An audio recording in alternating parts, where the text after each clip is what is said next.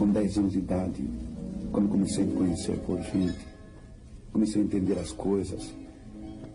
Nessa época, nós tínhamos um sítio numa cidade no estado de São Paulo, numa cidade chamada Porto Feliz. E a minha vida corria muito bem, vivia feliz. Tudo era felicidade e alegria em volta de mim. E eu sei que um dia a morte bateu no nosso lar, arrebatou a vida da minha mãe. E logo em seguida perdi meu pai também.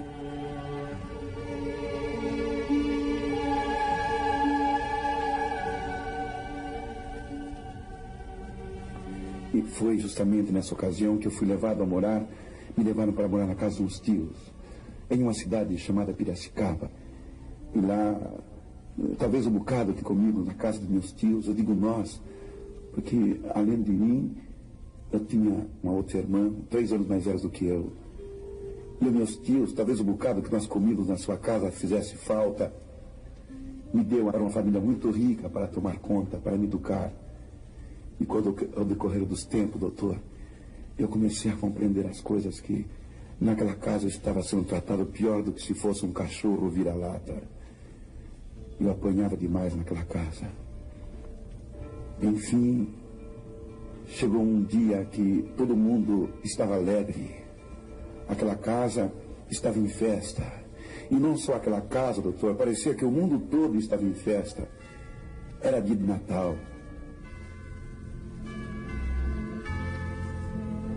E todo mundo ganhava presente naquela casa.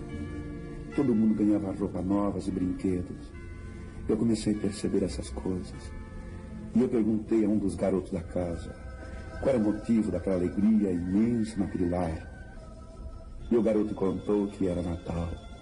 E eu quis saber o que era Natal. Ele me disse que Natal era uma época que, um determinado dia do ano, o Deus Pai da eternidade descia dos céus e com um saco de presente, com umas longas barbas brancas, e distribuía presente e prêmios à humanidade. E que tudo quanto a gente pedisse a ele, ele nos dava.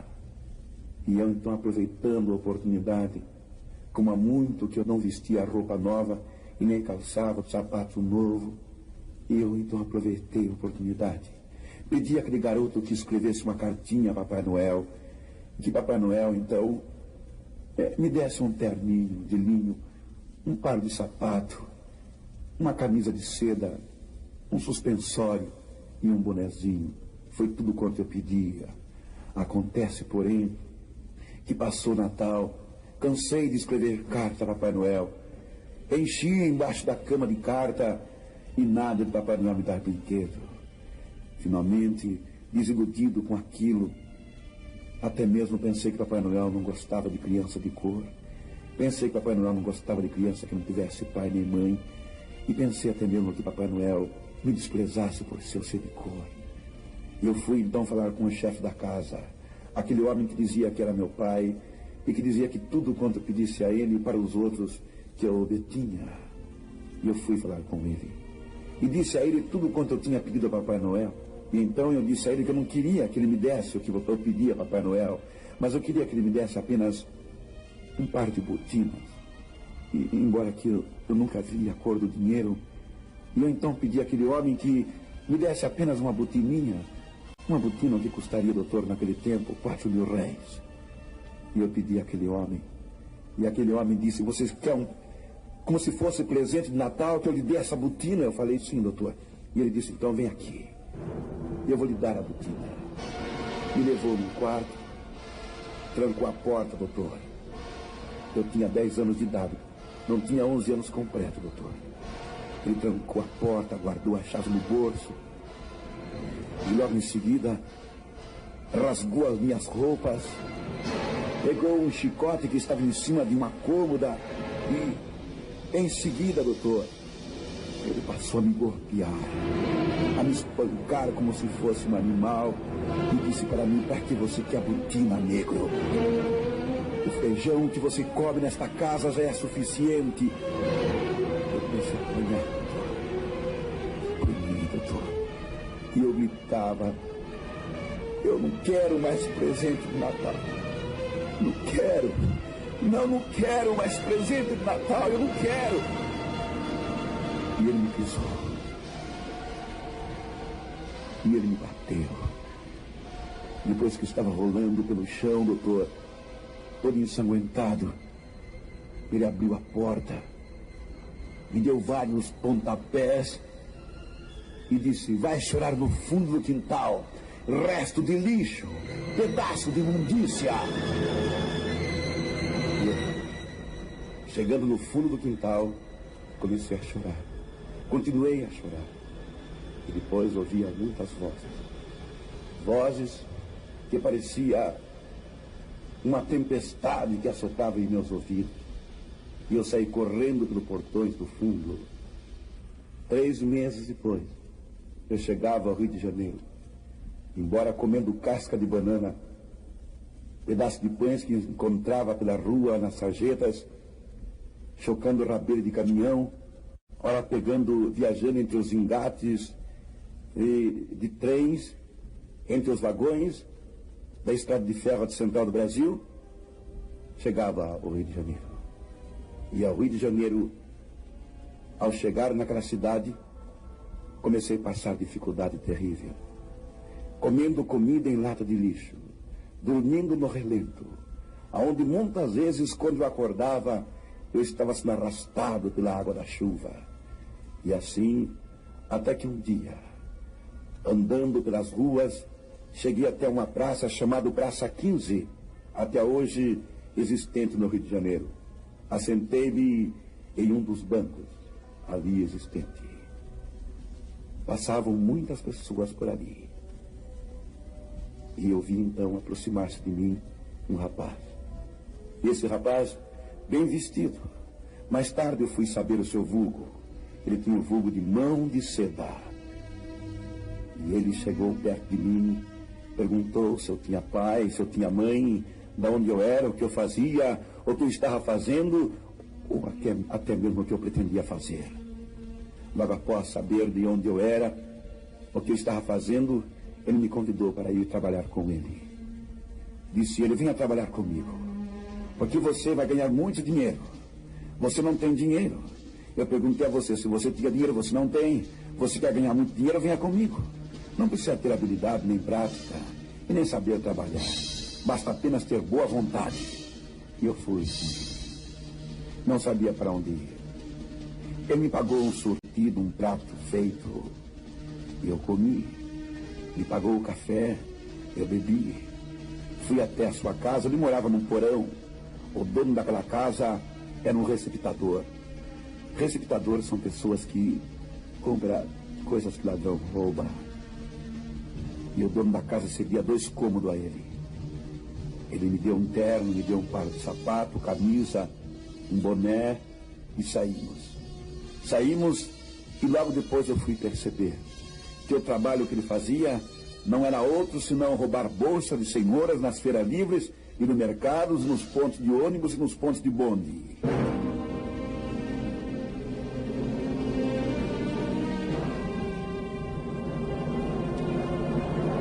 Então, 3 meses depois, ele já tinha ensinado a mim como roubar bolsa de senhoras também.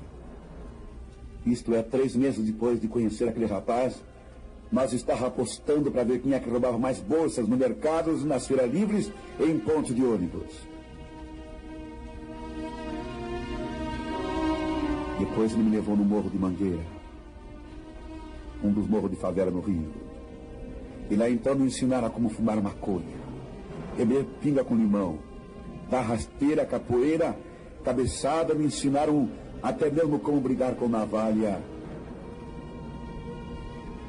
Onde correr do tempo, começaram a me chamar de Testinha. Antes de Testa de Ferro. Testa de Ferro surgiu devido às violentas cabeçadas que eu dava nos meus adversários. Eu adquiri uma fama porque exercitei muito tempo quebrando tijolo na cabeça. E acabei ficando de tal maneira com a testa dura que me chamavam de Testa de Ferro. Daí deu origem, mais tarde, o vulgo de Testinha. Com 14 anos de idade, no Rio de Janeiro, eu já pertencia a uma quadrilha de roubos de carro. E, por sinal, eu era o chefe da quadrilha. Já andava com revólver de 6 balas na cinta. Eu era o único menor. E eu era o chefe da quadrilha, como já disse. Procurado pela polícia carioca, fugia para São Paulo. E a polícia carioca em meu encalço, em minha procura. Alguns tempos depois, em São Paulo, comecei a pôr em prática aquilo que eu tinha aprendido no Rio de Janeiro. O que eu tinha aprendido? A roubar. E fui preso, levado ao reformatório de menor, aonde, no meio de dezenas de centenas de menores, eu fui conhecer os piores elementos ali recolhidos dentro do reformatório. Como muitos que deixaram os seus nomes marcados nos arquivos das páginas policiais. Pantera Negra, Meia-Noite, Mineirinho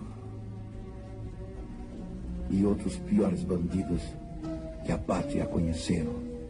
Mas, assim, conhecendo esses menores que estavam em plenas atividades do crime, nós fugíamos do reformatório logo após planejar tipos de roubos e assaltos. Fugíamos do reformatório, pulávamos as muralhas, guardas não nos seguravam e nem cadeia ali dentro também. Mais tarde, anos depois, eu já estava com meus 17 anos de idade. E com 17 anos de idade, eu já contava com mais de 120 passagens pela polícia.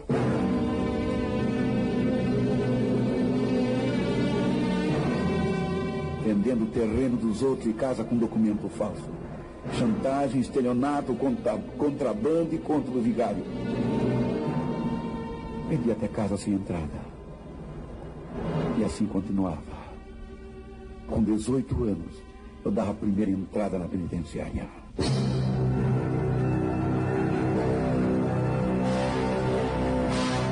Saía alguns tempos depois. Voltava novamente à penitenciária por crime de estelionato. Pela segunda vez. E ali dentro da penitenciária aprendi com 2 ladrões internacionais como abrir cofre por intermédio de placas de controle de segredos. Eu não sei, pai. Entrava ruim e saía pior. Parece que ninguém poderia arrumar a minha vida. E nem mesmo grade, nem mesmo pancada, nem mesmo tortura. E a minha vida prosseguia num mar de desespero, de angústia, de dor, de confusão. Eu não entendia mais nada. Saía da penitenciária pior do que eu entrei. Começamos a pôr em prática tudo quanto eu havia aprendido na penitenciária. Então, nós começamos a adquirir tudo quanto o diabo queria nos dar. E tudo quanto nós queríamos também. Mas durou pouco tempo. A quadrilha parecia que tinha ficado até mesmo organizada. Mas depois de alguns tempos, o último tiroteio que fizemos contra a polícia, morria 3. Pantera Negra, Mineirinho e Meia-Noite. Escapavam os outros 3, contando comigo. Mais tarde, dava a terceira entrada na penitenciária. Dessa vez, agora com 69 anos de condenação. E ao chegar na penitenciária, o diretor olhou para mim e disse: Testinha, outra vez? Pela terceira vez você volta aqui à penitenciária? E eu fui levado à cela. Alguns tempos mais tarde eu participava da fuga. E voltando mais tarde da fuga, eu com alguns companheiros fui levado para uma cela forte. Fiquei 6 anos e meio ali naquela cela. 3 passos e meio de comprimento e 2,5 de largura. Comendo no pratinho de papelão e colherinha de pau. E muitas vezes, quando a comida vinha bastante úmida, eu esmagava a comida e fazia uma espécie de um pirão e comia o papelão junto com a comida para aumentar um pouquinho mais de volume no estômago.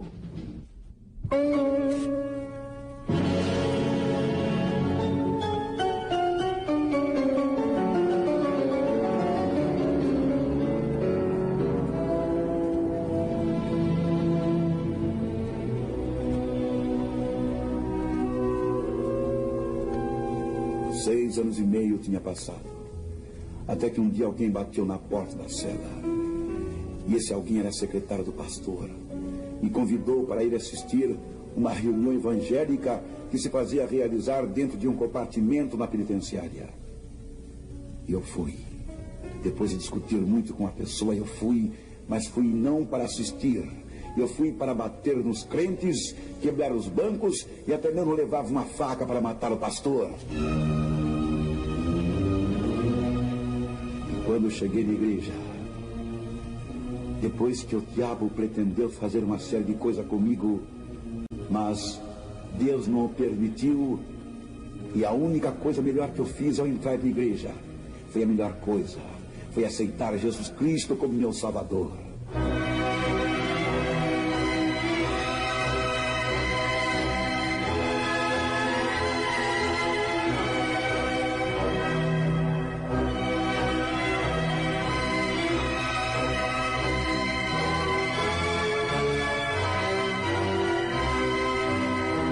E ao sair da igreja, o pastor Avelino Boa Morte olhou para mim, estendeu-me as mãos e disse: João Batista, eu conto com você domingo próximo em nossa escola dominical.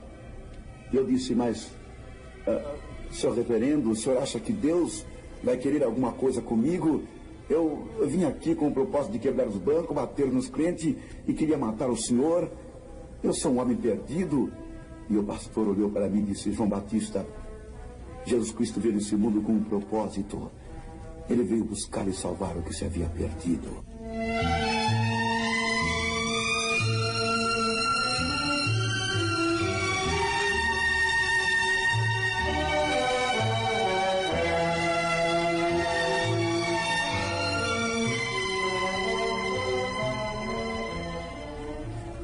Tempo mais tarde fui levado para a Ilha Anchieta, mais conhecida por Ilha do Diabo. E ali o trabalho era de sol a sol. Torturas terríveis ali praticavam.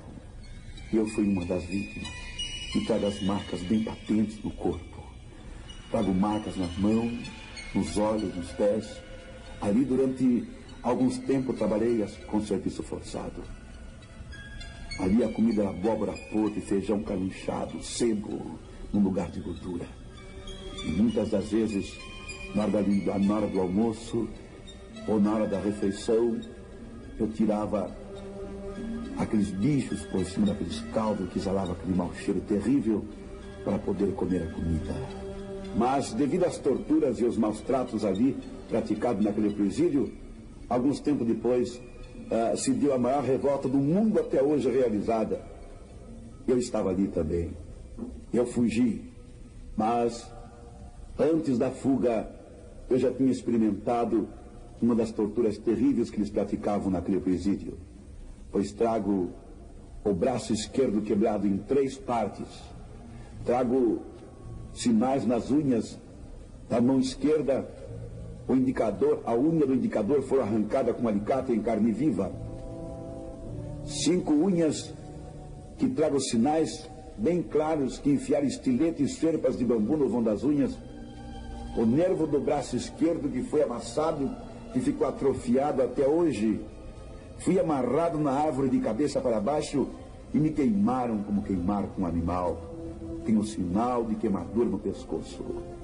O nervo do polegar direito não fecha, foi rasgado com baioneta. A vista direita queimada, cega com estilhaço de bala de fuzil. 5 unhas do pé direito que foram arrancadas com um alicate em carne viva. Tenho bala de aço no corpo até hoje. Essas marcas ficaram no meu corpo, bem visível, para confirmar o testemunho que eu conto nas igrejas, em praças públicas, em cinemas e pela televisão. Essas marcas vêm confirmar realmente o testemunho da minha boca. E durante a revolta eu fugi. A ilha parecia que ia ser exterminada completamente. Parecia até mesmo que a mão de Deus pesava sobre aquele ambiente de torturas e sangue e de miséria para esfacelar, destruir completamente a ilha do diabo, a ilha Anchieta, o terror dos delinquentes. Fugia. Em barco contando 10 comigo no meio de angústia, de desespero, de terror. No meio do mar, o nosso barco virou. E eu vi tubarões arrancando pedaços de carnes e corpos dos companheiros. Eu vi esguichar sangue de corpos humanos ali. Momento de dor, de tortura, de desespero, de angústia, nós vivemos ali. Vivemos 2 horas e meia. De 10 que fugimos naquele barco, apenas 3 chegamos vivos do outro lado do mar. Por incrível que pareça, éramos os únicos 3 que havíamos aceitado Jesus Cristo como nosso único e suficiente Salvador.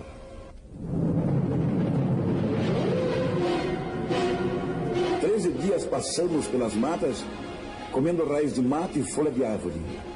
Até gato nós matamos e dividimos em 3 partes e comemos a carne crua. Isto fizemos para não morrer de fome.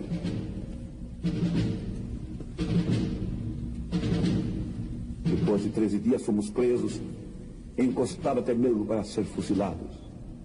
Fomos salvos milagrosamente por 2 oficiais do exército que no momento, eu creio que pela providência divina, apareceu ali, surpreendeu aquele quadro e que nos livrou da morte certa.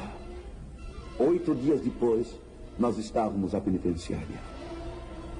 E lá, logo após estar em convalescência, saía do hospital. Fui trabalhar na biblioteca com o pastor. Um dia, quando era recolhido para a cela, na hora da janta, era a véspera de Natal.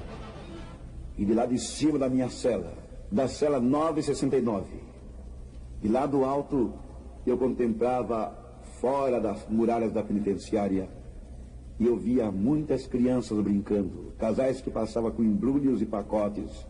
E naquele instante passou um carro de uma casa comercial tocando uma musiquinha de Natal.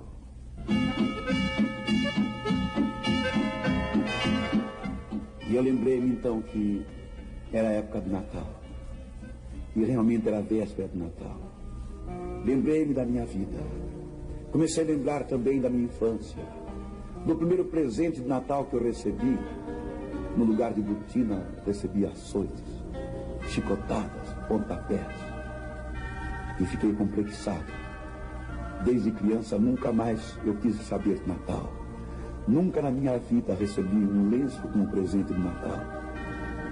Até que naquele instante eu dobrei meu joelho no chão e pedi a Deus, porque eu tinha certeza que aquele Deus que tinha livrado eu da garra, da ânsia da morte, na ilha Anchieta, tinha me livrado das bocas dos tubarões na água, tinha me livrado de ser morto de fome pelas matas, quando durante 13 dias eu vivi.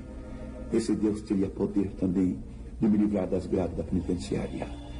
Foi então que eu dobrei meu joelho no chão e pedi um presente de Natal a Papai do Céu. Eu sabia que Deus não ia dar pontapé na minha boca como deu aquele violento e perverso homem. Eu sabia que Deus iria me dar um presente de Natal. Eu sabia que Deus iria responder na altura. Então eu comecei a pedir: Papai do Céu, me dê um presente de Natal. E se tu me der esse presente de Natal, eu confesso, Senhor da glória, que durante toda a minha vida eu irei testemunhar do teu poder e da tua santa e grande misericórdia. Eu senti aquela voz que dizia dentro de mim: que presente de Natal que você quer?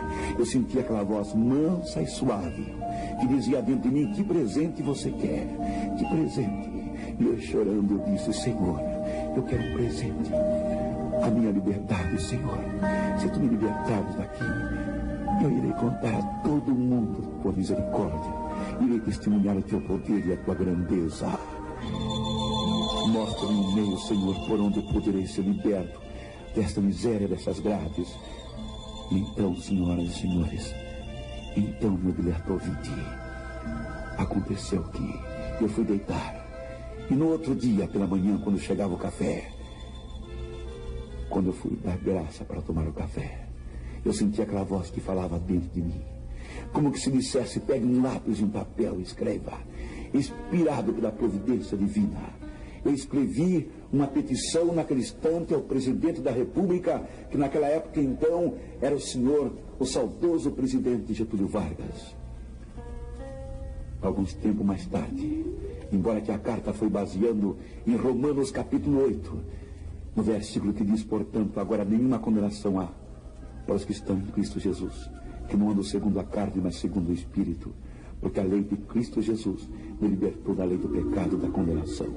Baseando nesses versículos, nesse capítulo, eu escrevi ao presidente da República. Deus me dava argumento para solicitar perdão ao meu favor. E assinava na carta o meu nome e mais embaixo escrevia advogado J. O Nazareno. Alguns tempos depois, eu recebia um protocolo que dizia que o perdão que for impetrado ao presidente estava na mesa para ser dado parecer.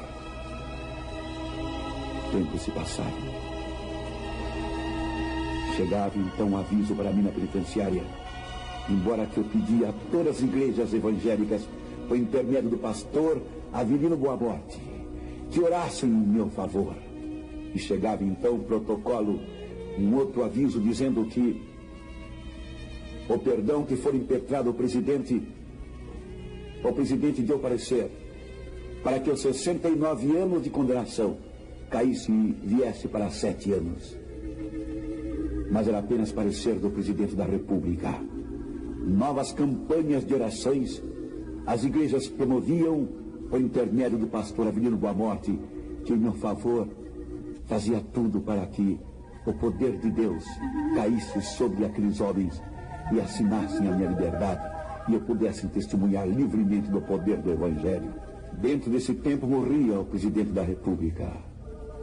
Mas eu, e juntamente com as igrejas evangélicas, que os irmãos oravam sem cessar em meu favor. Assim, os 69 anos de prisão, quando eu estava cumprindo 9 anos, 6 meses e 15 dias, caía, era confirmado pelo tribunal, parecer do presidente da República, e vinha para 7 anos, quando estava cumprindo quase 10. O guarda batia na porta, com embrulho de roupa, logo após o diário oficial confirmar.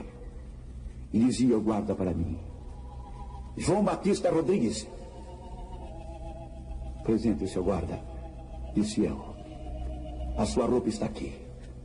O teu alvará de soltura chegou. Prepara-te já que você vai ser posto em liberdade. 30 segundos depois de trocar de roupa, eu dobrava meu joelho no chão e agradecia a Deus. E para minha maior surpresa, quando estava com o joelho no chão, eu ouvi um dos guardas que estava na cela dizer para o outro: que sorte que o Testinha teve. É o único preso nesse ano que vai sair na véspera de Natal. Realmente era a resposta de Deus. Ele estava me dando naquele instante um presente de Natal. E eu chorei, quase desmaiei de tanto chorar, sendo grato ao meu Deus, ao meu Salvador Jesus Cristo. E ao sair daquela cela, alguns tempos depois, consertava a minha vida em alguma coisa que eu precisava consertar. Despedia dos meus companheiros, os guardas, o diretor que me abraçavam, e eu saía. Alguns pastores procuraram ajudar o meu testemunho. Alguns pastores batistas e presbiterianos quiseram, e a eles eu devo muito no conserto da minha vida, que lapidaram o testemunho da minha vida, que hoje eu posso apresentar em público, levantar bem a minha cabeça e dizer aquilo que Deus fez na minha vida, sem temer qualquer acusação contrária ao testemunho da beleza do Evangelho de Jesus Cristo. Então, mais tarde saía do Instituto Bíblico, testemunhando aquilo que Deus fez na minha vida, pregando, contando e anunciando o Evangelho do Senhor Jesus Cristo. Deus preparou-me alguém para ficar ao meu lado. E esse alguém mais tarde, o Senhor separava de mim. Deus tem os seus planos. Deus tem os seus planos. E ninguém pode contar os desígnios de Deus. E eu continuo levando a mensagem do Senhor, pregando, testemunhando.